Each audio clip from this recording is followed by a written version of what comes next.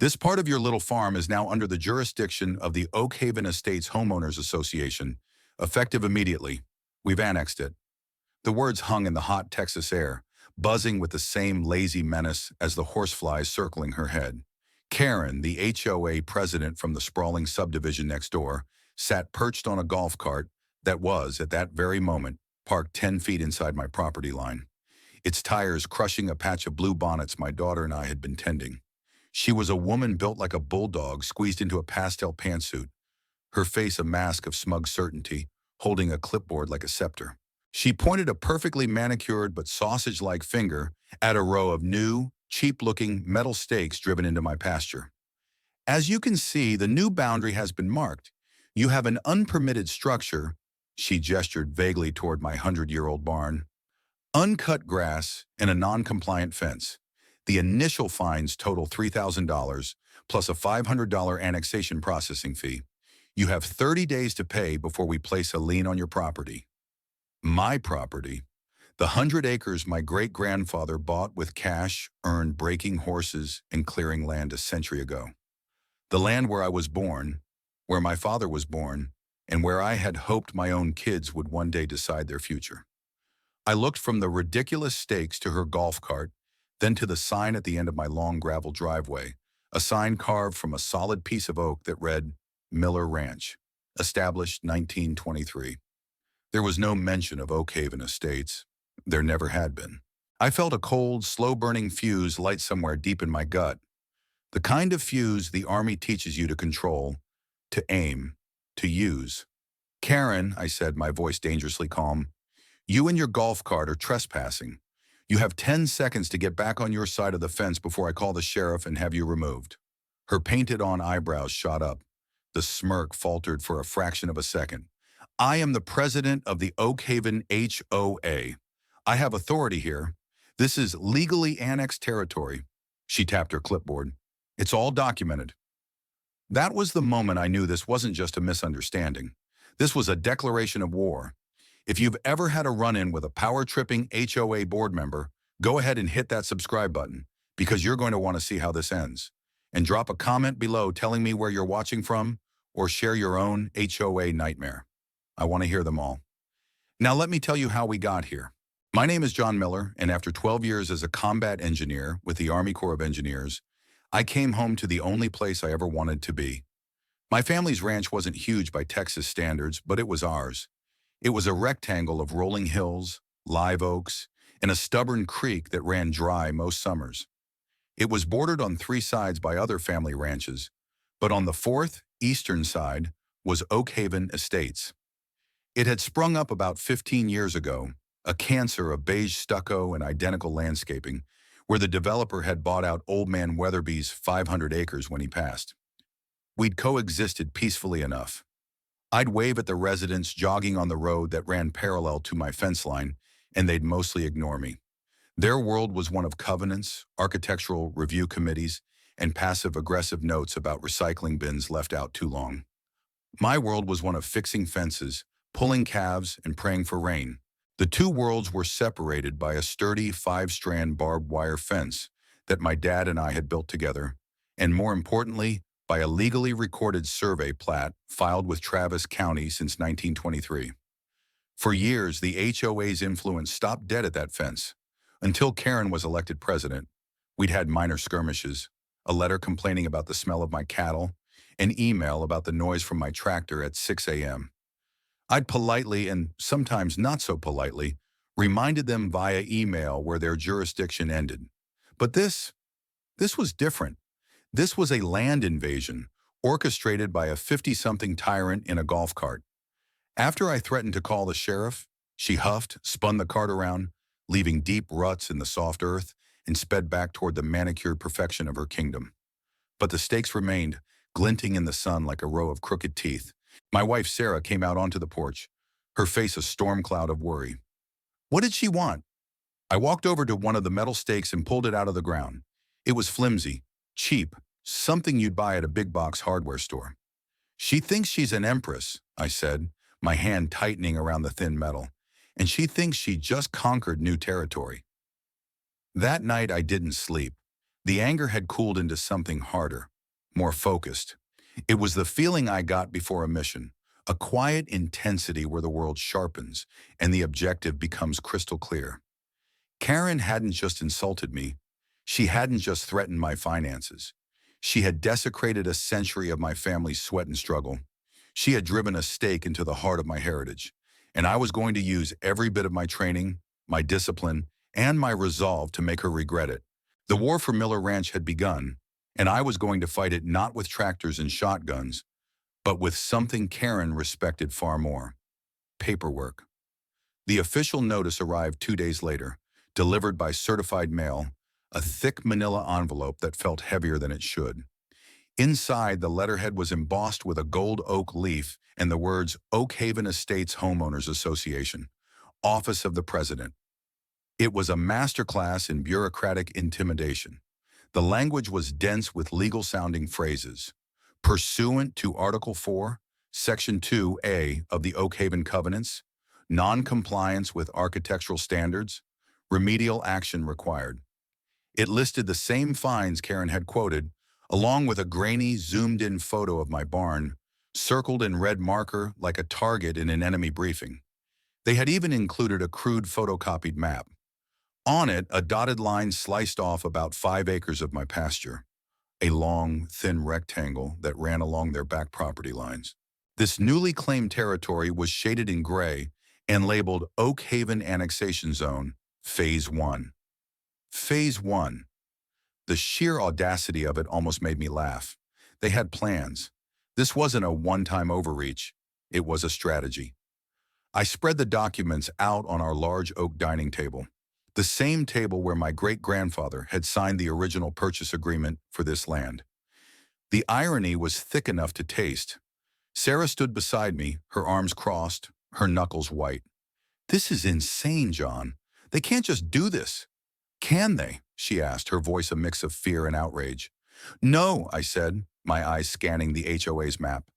"They can't, but they think they can, and that's the problem.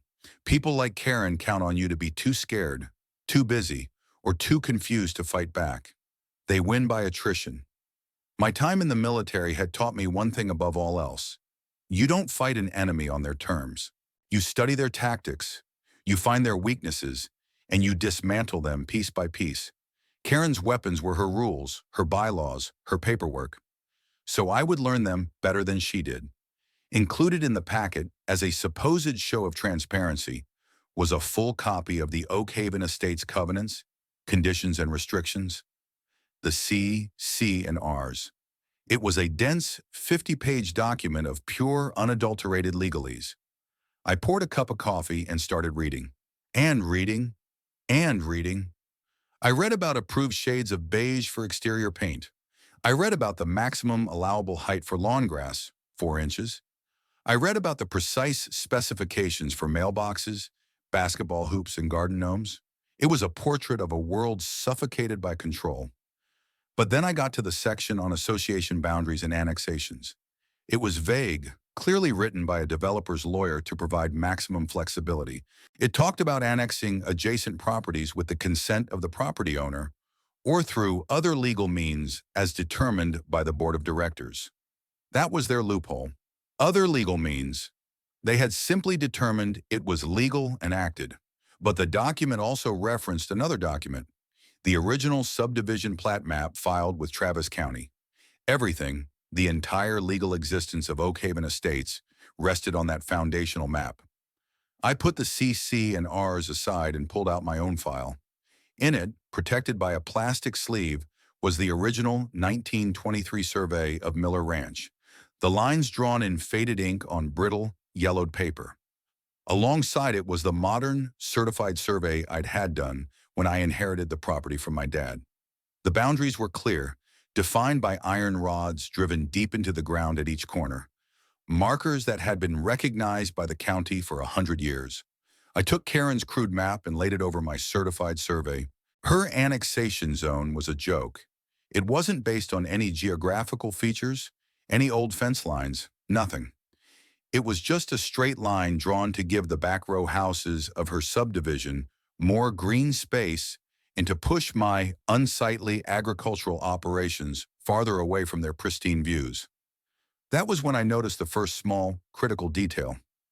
On their own map, the one they sent me, the southern edge of their subdivision was marked by a line labeled Utility Easement. I went back to their CC&Rs. Section 12, Easements. The document explicitly stated that the association had no authority or jurisdiction over lands designated as public utility easements. According to their own map, their new annexed territory began on the other side of an easement they themselves couldn't touch. They were claiming land that was separated from them by a legal barrier defined in their own governing documents. It was a small crack, but it was a crack. I felt a surge of adrenaline. This wasn't just a fight anymore. It was a puzzle, and I was starting to find the pieces. The next morning, I made a phone call. Not to a lawyer, not yet. I called a man named Bob Jenkins, a retired surveyor who'd worked with my dad for 30 years. He was in his 70s, sharp as a tack, and knew the land records of this county better than anyone alive. "Bob," I said, "I need a favor. I need you to come out and restake my eastern boundary. And I want you to use the biggest, brightest, most obnoxious flags you can find." Bob Jenkins arrived the next morning in his beat-up Ford F-150, a truck so old it seemed to be held together by rust and sheer willpower. He had his transit and tripod in the back, along with a bundle of 4-foot wooden laths topped with fluorescent pink plastic ribbons that fluttered in the breeze. He looked at Karen's cheap metal stakes still dotting my pasture and let out a low whistle. "Well, I'll be," he said, kicking one with the toe of his boot. "Haven't seen a claim jump this brazen since the wildcatters were fighting over oil leases in the 40s. Who's the brainiac behind this operation?" I handed him the packet from the HOA. He put on a pair of reading glasses that were perched on his forehead and scanned the map. A slow grin spread across his leathery face. "Annexation Zone, Phase 1, he read aloud, then chuckled. "That's cute. They're playing Risk, and your pasture is their Australia." For the next 4 hours, Bob and I worked under the hot sun. It was methodical, painstaking work. He'd set up the transit, I'd hold the stadia rod, and we'd move from point to point, following the exact meets and bounds description from my 2005 certified plat. At each point where Karen's crew had driven one of their flimsy metal markers, Bob hammered in one of his sturdy wooden lathes, just inches away on my side of the line. The visual effect was immediate and stark. Their line of crooked, insignificant stakes was now shadowed by a perfectly straight, professionally placed line of tall, bright pink flags that screamed, "No trespassing." We were redrawing the battle line, not with threats, but with the undeniable geometry of the law. As we worked, we attracted an audience. A few Oakhaven residents came out onto their back patios to watch, their curiosity piqued by the activity. They'd whisper to each other, pointing. I could feel their eyes on us. Let them watch, I thought. Let them see. When we were done, Bob packed up his gear. "The line is exactly where it's always been, John," he confirmed, wiping sweat from his brow. "Rock solid. I'll draft a certified letter stating as much, on my letterhead, with my license number. Send that to your HOA queen. That should give her something to chew on." He also gave me a copy of the county plat map for Oakhaven Estates that he had on file. "I pulled this when they first built the place," he said. "Always good to know who your neighbors are." It was a detail I had overlooked. I had my survey, but I didn't have theirs. I thanked him, paid him for his time, and he rumbled off down my driveway. That afternoon, I drafted my first official response. It was short, professional, and ice cold. I attached a copy of my original deed, the 2005 certified survey, and Bob's new signed letter confirming the boundary. I stated that her annexation was legally baseless and constituted an attempt at illegal conversion of property. I stated that her agents had trespassed and that any further entry onto my land by any representative of the Oakhaven HOA would result in immediate law enforcement involvement. I also pointed out the utility easement discrepancy on their own map, citing their own CC and RS back at them. I sent it via certified mail, return receipt requested, to the official address of the HOA. Checkmate, I thought. But I was naive. I was playing chess. But Karen was playing a different game, one where she could just knock the board over if she was losing. A week passed. The pink flag line held. But then the second letter arrived. The fines had doubled. They were now $6,000 plus late fees. The letter stated they had reviewed my documentation and found it to be non-binding. It claimed a historical survey discrepancy had been discovered by their land management committee, a committee I was sure consisted of Karen and her reflection in a compact mirror, which superseded my deed. It was pure fiction, a complete fabrication designed to create a legal fog of war. But the letter also contained a new threat. Failure to remit payment within 15 days will result in the association taking all necessary steps to secure its financial interests, including the initiation of foreclosure proceedings. They were calling my bluff. They were going to try to steal my land, 100 years of my family's history, over a matter of beige paint and lawn height. The cold resolve in my gut hardened into something like steel. This was no longer just about defending my property. It was about dismantling the entire corrupt machine that gave a woman like Karen the power to even think she could get away with it. That evening, I walked the fence line, the line Bob and I had so clearly marked. As dusk settled, I saw a man on the other side, in the Oakhaven common area, walking his dog. He paused near the fence. He was in his late 40s with a military-style haircut. "That's a hell of a statement you're making," he said, nodding toward the pink flags. I nodded back. "Just clarifying the facts." He came closer to the fence. "My name's Dave," he said, keeping his voice low. "I'm in 1214 Morning Dove Court. Lived here 8 years." He looked back toward the houses. "Karen's been on a rampage ever since she got elected. Fined me $200 because my trash can was visible from the street for 3 hours after pickup. Fought with me for 6 months about the brand of solar screens I installed." He shook his head in disgust. "Half the people in here can't stand her, but they're too afraid of the fines to say anything. She rules this place like it's her own little fiefdom." He looked me in the eye. "What she's doing to you, it's a whole new level, but it's not surprising." He pulled his phone out of his pocket. "If you need anything," he said, "an inside perspective, let me know. A lot of us are tired of living under her thumb." He gave me his number. It was the first crack in her armor, the first sign that the community she claimed to represent was not a monolith. The war wasn't just on this fence line anymore. It was about to open up on a second front, right inside her own walls. The alliance with Dave was a turning point. We communicated via a secure messaging app, two veterans accustomed to careful, discreet communication. He became my intelligence officer, my man on the inside. He started talking to his neighbors, not about my land dispute directly, but about their own frustrations with Karen and the HOA board. The stories he collected painted a grim picture of petty tyranny and financial predation. There was the elderly widow on a fixed income, fined into the thousands for cracks in her driveway. The young couple who were denied permission to build a backyard playset for their kids because it wasn't on the approved equipment list. The family who was forced to tear out a vegetable garden because it violated the ornamental landscaping clause. For each of these infractions, Karen's board levied exorbitant compounding fines, using the threat of liens to terrify residents into compliance. It was a racket, plain and simple. They were funding the HOA's budget, in Karen's sense of power, on the backs of their neighbors. Dave compiled a dossier, a collection of affidavits, photos of violation notices, and email chains. It was a pattern of abuse, clear as day. While Dave was gathering intel, I was preparing for the next phase of my own operation. Karen's threat of foreclosure was no bluff. Her historical survey discrepancy was a phantom, but in the twisted world of HOA law, they could potentially file a lien based on their manufactured claim and force me into a costly court battle to get it removed. I had to escalate, but I had to do it on solid legal ground. The first step was to formalize what Bob Jenkins had done. I hired a well-respected, fully licensed and insured civil engineering firm from Austin to conduct a new official boundary survey. It was expensive, but it was a necessary piece of ammunition. I wanted a survey so ironclad, so backed by a reputable firm that no land management committee could dare question it. 2 surveyors in bright yellow vests spent a full day on my property with state-of-the-art GPS equipment.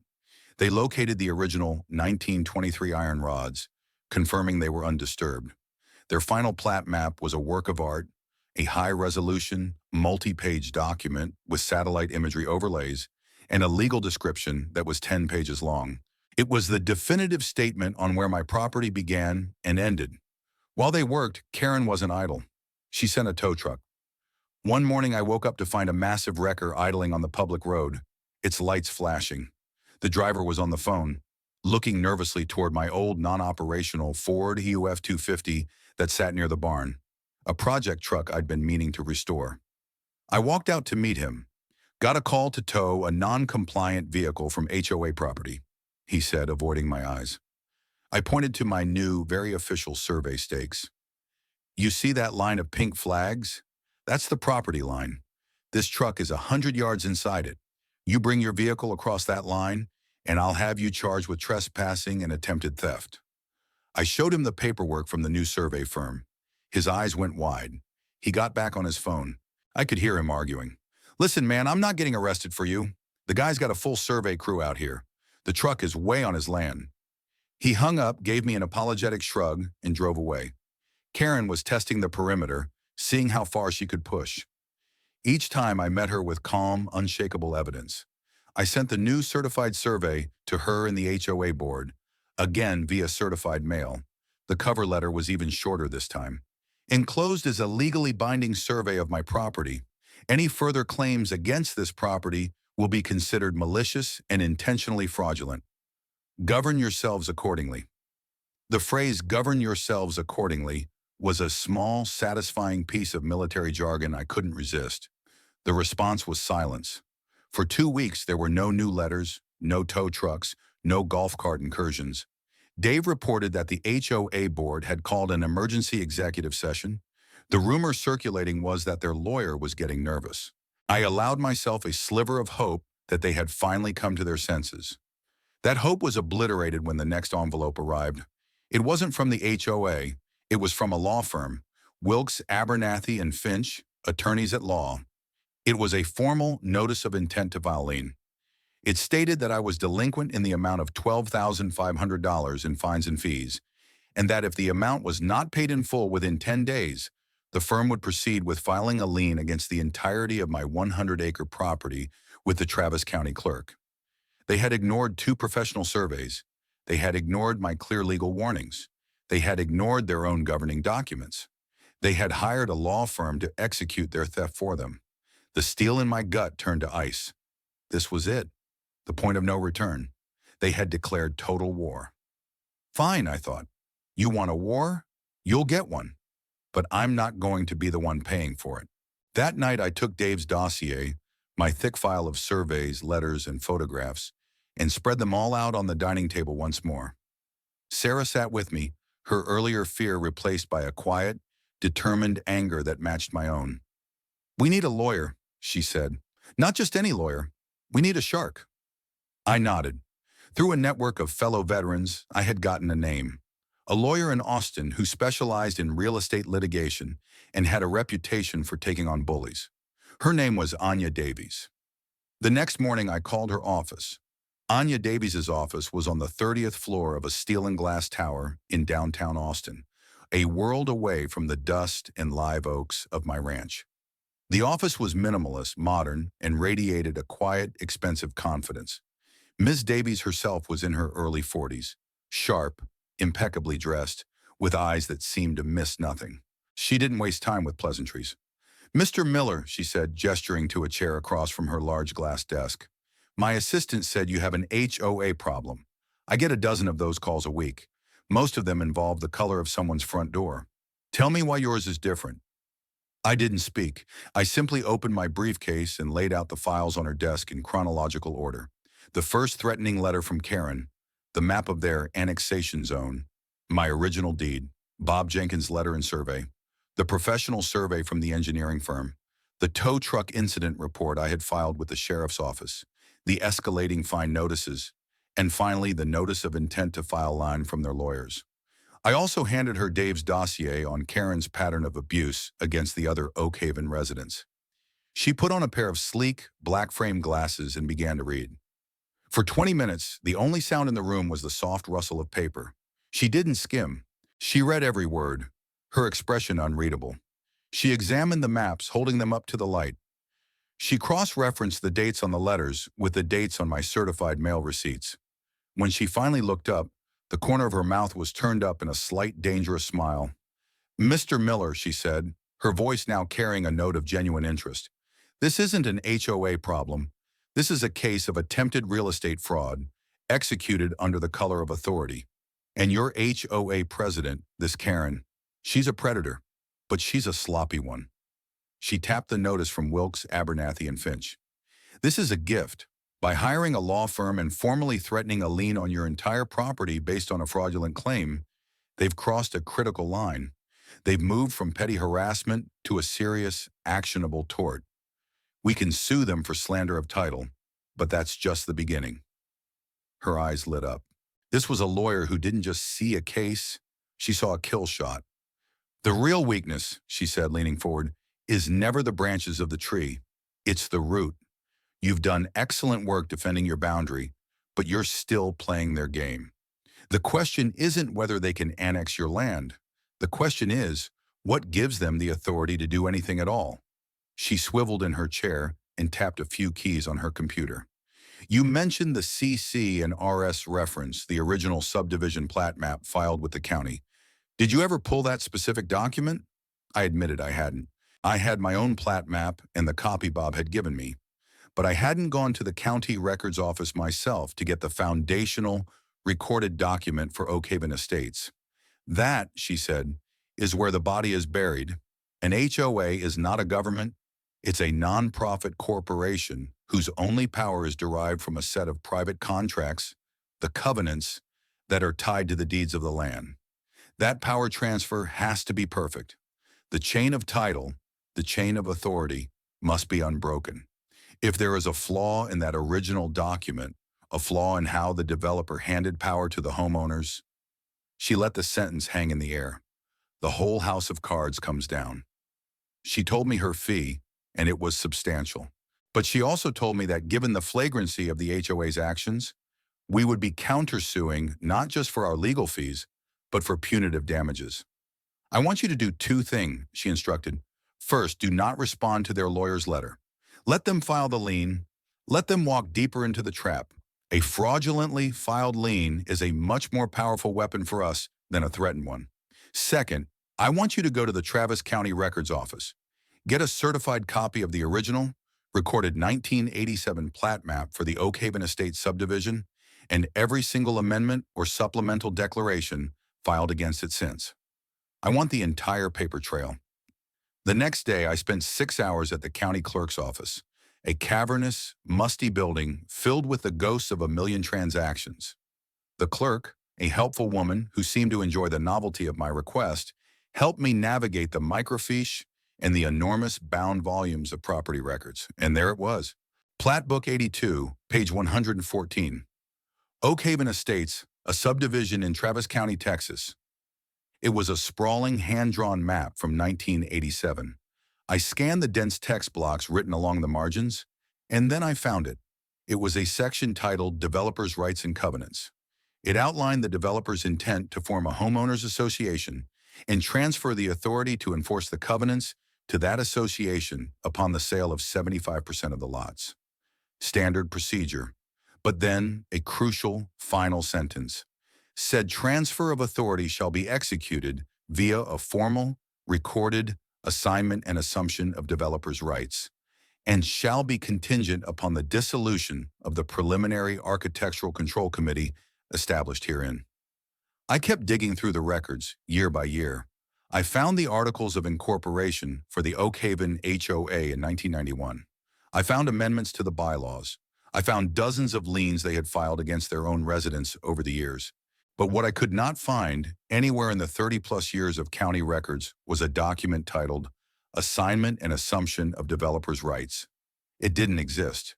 The developer, a company that had gone bankrupt in the early 90s, had dissolved the preliminary committee but had never formally, legally, and most importantly, recorded the transfer of their authority to the new HOA. For 30 years, the Oakhaven Estates HOA had been operating without a foundational piece of its legal authority. They were a ghost corporation, enforcing rules they had no right to enforce, levying fines they had no right to levy, and filing liens they had no right to file. They didn't just have no claim on my land, they had no legal claim on any of it. This one document, this one missing document, wasn't just a smoking gun, it was a tactical nuke. I paid for a certified copy of every page and drove straight to Anya Davies's office. I walked in and laid the stack on her desk. "There's no assignment," I said. She looked at me, then at the files, and a slow, cold smile spread across her face. "Well, Mr. Miller," she said, picking up the phone, "I believe it's time we filed a lawsuit." The strategy Anya Davies devised was brilliant in its simplicity and devastating in its potential impact. "We are going to let them complete their final fatal error," she explained, her fingers steepled as she paced her office. "They've threatened the lien. Their lawyers are arrogant. They will file it. The moment that fraudulent lien is recorded with the Travis County clerk, their liability explodes. It becomes a public, permanent slander against your property's title, and we will have them dead to rights."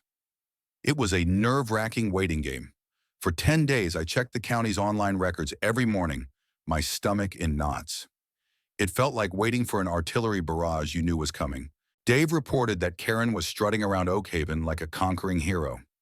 She had told the other board members and several residents that she had the rancher on the ropes and that his illegal farm would soon be paying its fair share.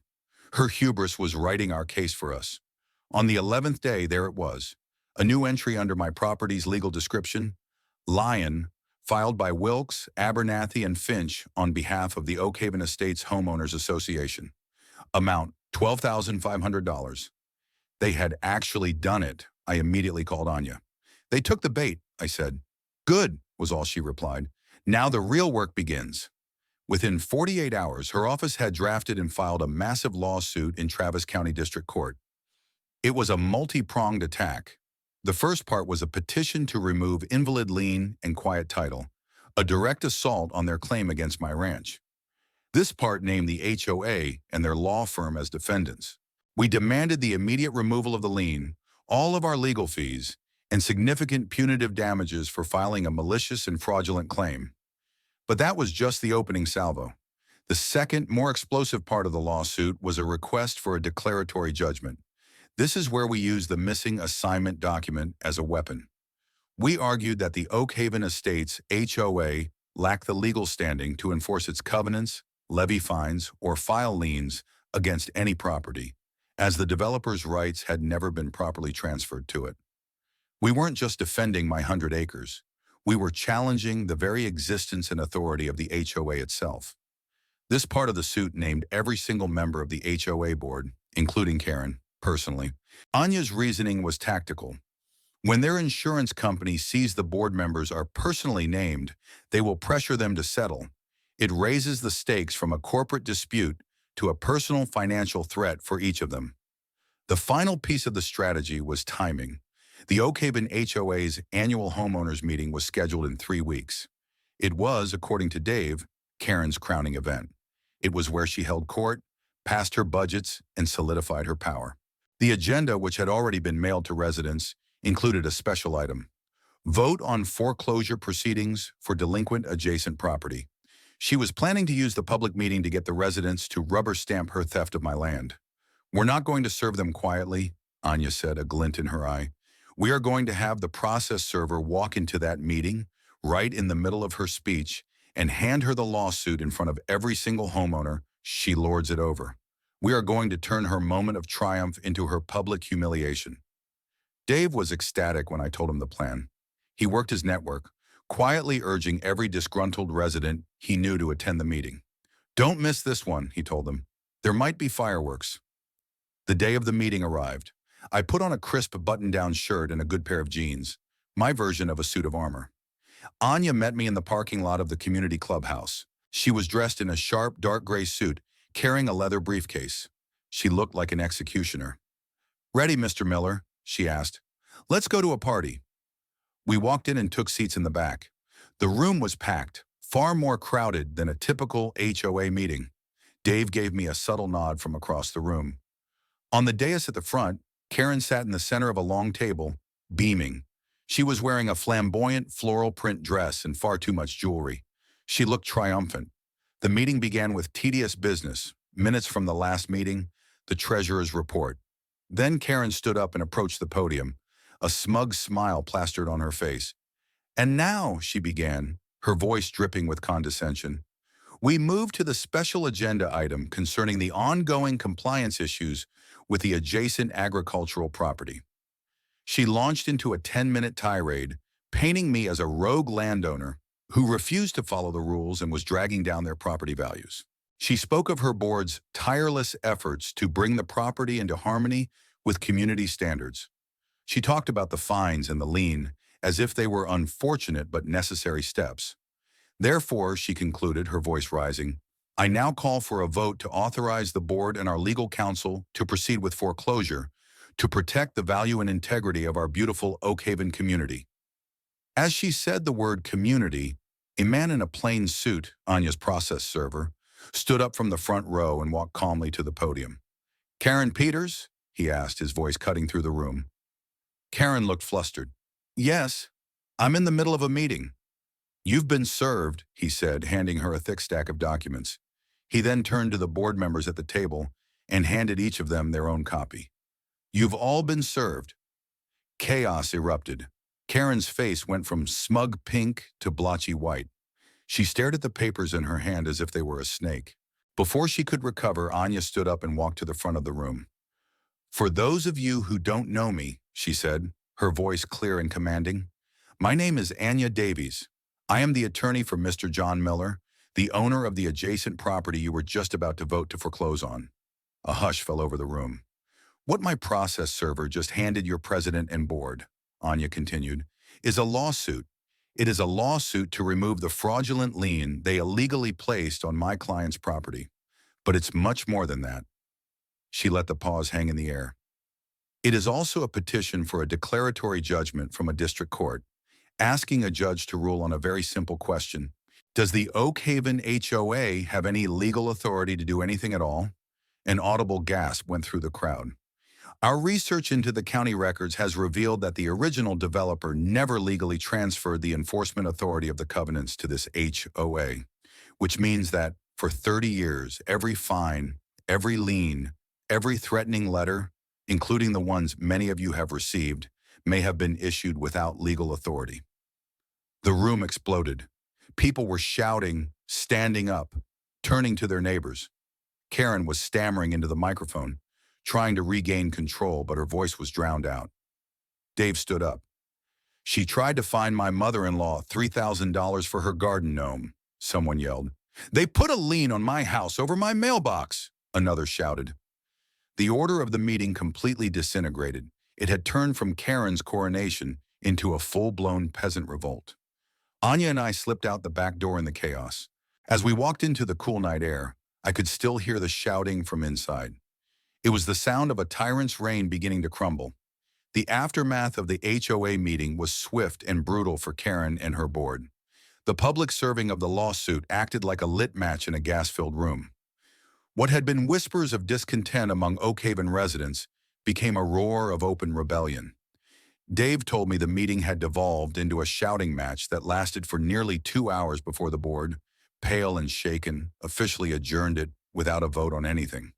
The very next day, the story hit the local news.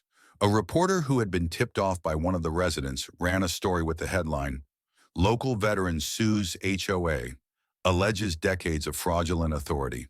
The article detailed my struggle, the annexation attempt, and the explosive core of our lawsuit, the missing assignment document.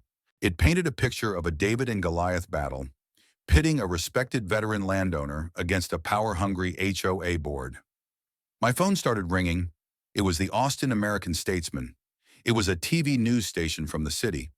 Suddenly, I wasn't just a guy defending his fence line. I was the public face of a fight against HOA overreach. I agreed to one carefully managed on-camera interview with Anya present. I stood on my land with the 100-year-old barn in the background and calmly explained the situation. I didn't attack Karen personally. I simply laid out the facts, the history of my ranch, the sudden claim on my land, and the legal questions we were now asking a court to answer.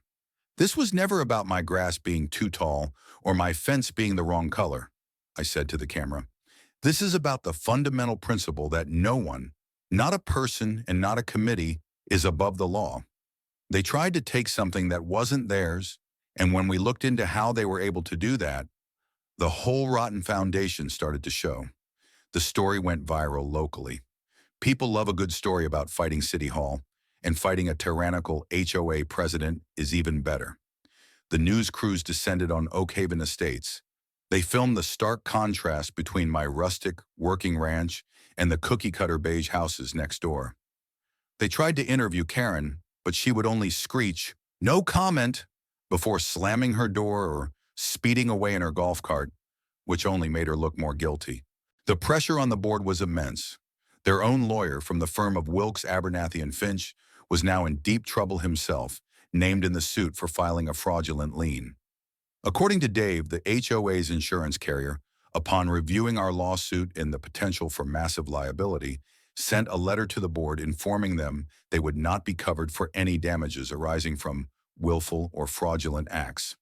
This meant Karen and the other board members were now facing the prospect of being on the hook for punitive damages and our legal fees out of their own pockets. Their united front shattered. 2 of the 5 board members resigned immediately, issuing public statements that they had been misled by the president regarding the legal standing of the annexation claim. They were rats deserting a sinking ship. Karen, however, doubled down. She used the HOA's email list to send out a frantic, typo-riddled message to all residents, accusing me of a vendetta and of trying to destroy our community. She called the lawsuit a frivolous attack and pleaded with residents to contribute to a special legal defense fund. The plea backfired spectacularly. It was forwarded to the news media and became an object of public ridicule. Dave and a group of other homeowners immediately formed a Oakhaven Residents for Reform Committee. They hired their own lawyer and threatened a class action lawsuit against the board for financial mismanagement and breach of fiduciary duty. The city and county, spurred by the public outcry and the serious legal questions raised, launched their own investigations. The Travis County Planning Department opened a review of the Oakhaven plat and its associated legal filings. The City Code Enforcement Office, which had previously ignored complaints about the HOA, suddenly became very interested in whether the HOA's common areas and infrastructure were being maintained to code. Given the questions about their budget and authority, Karen was being attacked from all sides, from me, from her own residents, from the media, and from the government. Her little kingdom was crumbling around her, and it was all because she couldn't resist the temptation to grab a few acres of my pasture. Anya handled the legal side with surgical precision. The HOA's lawyers, seeing the mountain of evidence and the catastrophic legal flaw we had exposed, immediately motioned to have the case dismissed. Anya's response in court was, as she later told me, a thing of beauty. She presented the judge with the certified county records, the unbroken chain of my title, and the glaring, undeniable absence of the HOA's chain of authority. The judge, a no-nonsense older woman, denied the motion to dismiss in a scathing bench ruling. She stated that the plaintiff's claims have significant merit and set an expedited hearing date. The legal trap had closed. Wilkes, Abernathy, and Finch, facing potential disbarment for filing a lien they should have known was baseless, immediately withdrew from the case and advised the HOA to settle. The HOA was left without legal representation and facing a legal and financial abyss. The end was near. The call came from Anya on a Tuesday morning. "They've surrendered," she said, and I could hear the satisfaction in her voice. "We have a settlement offer, and you're going to like it." The remaining members of the Oakhaven HOA board, along with Karen, had finally bowed to the crushing weight of the legal, financial, and public pressure we had brought to bear. Their new lawyer, a specialist in damage control, had clearly told them they had zero chance of winning in court and that their only hope was to mitigate the damage. We met in Anya's office to go over the terms. It was a total and unconditional victory. First, the HOA would pay to have the fraudulent lien on my property expunged from the county records immediately. Second, they would issue a formal public apology to me and my family to be printed in the Austin American-Statesman. Third, they would pay a settlement amount that covered every penny of my legal fees, the cost of the surveys, my lost time, and a significant sum for punitive damages. The number was substantial enough to make my eyes widen. This, Anya said, pointing to the figure, is to ensure no HOA in this county ever thinks they can pull a stunt like this again. But the most significant part of the settlement dealt with the core of the problem. The HOA board agreed to a permanent injunction, a court order that would forever bar them from claiming any authority over my property. They also had to consent to the declaratory judgment we had sought. The court would issue a formal ruling stating that the Oakhaven Estates HOA, as it was currently constituted, lacked the legal authority to enforce its architectural covenants and fines due to the defective transfer of rights. This was the nuke we had built. It didn't just save my ranch, it liberated the entire subdivision. The settlement effectively stripped Karen's regime of all its power. They could still collect basic fees for common area maintenance, like mowing the grass in the park, but the entire punitive apparatus, the fines for lawn height, for paint colors, for trash cans, was rendered legally null and void. As a final personal blow to Karen, the settlement stipulated that the current board members must resign as a condition of the agreement. They were barred from serving on any future HOA board in Oakhaven for a period of 10 years. Her reign was officially and humiliatingly over. The day the settlement was signed was a quiet one on the ranch. There were no celebrations, no parties, just a profound sense of relief, like a long fever had finally broken. The weight that had been on my shoulders for months was gone.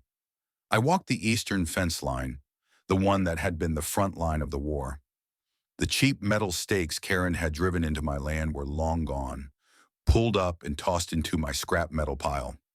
The bright pink flags from Bob's survey were faded and tattered by the sun and wind. Their job done. It was just a fence line again, a simple boundary between my world and another. A few days later, I saw a moving truck parked in front of Karen's house. It was a satisfying, if not entirely surprising, sight. With her power stripped, her reputation in tatters, and facing potential personal lawsuits from the residents she had terrorized, there was no place for her in Oakhaven anymore. I watched from a distance as she directed the movers, her face a thunderous mask of resentment. The last thing I saw was her gaudy golf cart being loaded onto the back of the truck, the symbol of her fallen empire. She didn't look my way. She didn't wave. She just got in her car and drove away, leaving behind the community she had tried to shape in her own image, now free of her grasp. The news of the settlement and Karen's departure spread through Oakhaven like a wildfire. Dave called me, his voice jubilant. "It's over, man. It's really over. You did it. You freed us." The Oakhaven Residents for Reform Committee, led by Dave, took charge of the monumental task of rebuilding. With the old board gone, they had to legally reestablish the HOA on a sound footing. It was a complex process of getting the homeowners to vote on a new set of fair and legally enforceable bylaws and formally recording the proper documents with the county to establish a legitimate chain of authority. Ironically, they asked me for help. Given my experience navigating the legal labyrinth and my background in engineering and planning, they wanted my input on how to draft bylaws that were fair, transparent, and above all, legal. I met with Dave and the new interim committee, not as an adversary, but as a neighbor. We sat around a table in the same clubhouse where Karen had been served her legal papers, and we talked about how to build a community based on respect, not on fear. I helped them draft language that protected property values without infringing on personal liberties, that established clear and reasonable standards, and that created a system of governance with checks and balances to prevent another Karen from ever rising to power. The war was over. The peace had begun, and in a strange twist of fate, the enemy who had tried to conquer my land had inadvertently made me an architect of his own nation's reconstruction. Months passed, the seasons turned. Spring brought a riot of wildflowers to the pasture Karen had tried to steal. The old barn, her unpermitted structure, still stood proud, and I finally got around to starting the restoration of my old F-250. The legal battle felt like a distant memory, a strange and stressful chapter that had ended better than I could have ever imagined. The new Oakhaven Estates HOA was a completely different entity from the old one. Led by Dave, who was officially elected as the new president, The board was made up of reasonable people who viewed their role as one of service, not of power. The oppressive cloud of petty rules and constant surveillance had lifted from the neighborhood. People planted gardens. Kids built playsets. A sense of community, genuine and unforced, began to grow in the place of fear. The settlement money had more than covered my expenses. After setting aside a fund for my kid's college education, I used a portion of it to do something symbolic. I bought the 10-acre plot adjacent to my southern border from an old ranching family that was looking to downsize. It wasn't about expansion, it was about preservation. It was a quiet affirmation that this land was mine, protected, and would continue to be for generations to come. I also invested in my own property. I replaced the entire eastern fence line, the one bordering Oakhaven. I took down the old rusted barbed wire and installed a beautiful, sturdy 4-rail wooden fence. It was a fence that said neighbor, not keep out. It was a gesture of peace, a final line drawn under the conflict. One Saturday afternoon, Dave called me. "Hey, John," he said, "we're having a community barbecue in the park this afternoon to celebrate the new and improved Oakhaven. We'd be honored if you and your family would come." The invitation hung in the air for a moment. A year ago, I would have laughed. The idea of setting foot in their territory, a place that had been the source of so much stress and anger, was unthinkable. But things were different now. The war was over. "We'll be there," I said. When Sarah, the kids, and I arrived, the atmosphere was completely transformed. The community park, which Karen had tried to make exclusive and had plastered with prohibitive signs, was now filled with families. Music was playing, kids were running through sprinklers, and the smell of grilled burgers filled the air. There were no whispers or sideways glances as we walked in. Instead, people came up to me, shaking my hand, thanking me. An elderly woman, the one who had been fined for the cracks in her driveway, gave me a hug, tears in her eyes. "You gave us our homes back," she said simply. I saw a young couple with their daughter on a brand new swing set in the park. The husband caught my eye and gave me a thumbs up. "Thanks to you, she has a place to play," he called out. It was humbling. I hadn't set out to be a hero or a liberator. I had just been a man defending his home, his family's legacy. But in fighting my own battle, I had inadvertently won theirs as well. I found Dave at the grill, flipping burgers. He handed me a cold beer. "Look at this," he said, gesturing around at the scene. "This is what a community is supposed to look like. People enjoying their homes, not living in fear of a nasty letter from the HOA." We stood there for a while, just watching. I looked across the park, over the tops of the beige houses, and I could just see the top of my new wooden fence and the green hills of my ranch beyond it. The boundary was still there, clear and defined, but it was no longer a battle line. It was just a line between neighbors. Good neighbors. The fight had cost me time, sleep, and a good deal of money up front. It had filled my life with a stress and anger I wouldn't wish on anyone. But as I stood there in the heart of the community I had inadvertently helped to heal, I knew it had been worth it. We hadn't just won a legal case.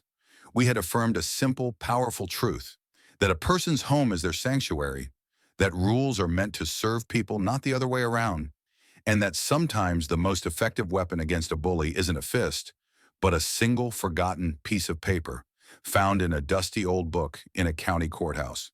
The sun began to set, casting a warm golden light over the park, my ranch, and the quiet fence line that now connected them. The war was over. We had won, and peace, hard won and deeply satisfying, had finally returned to the land.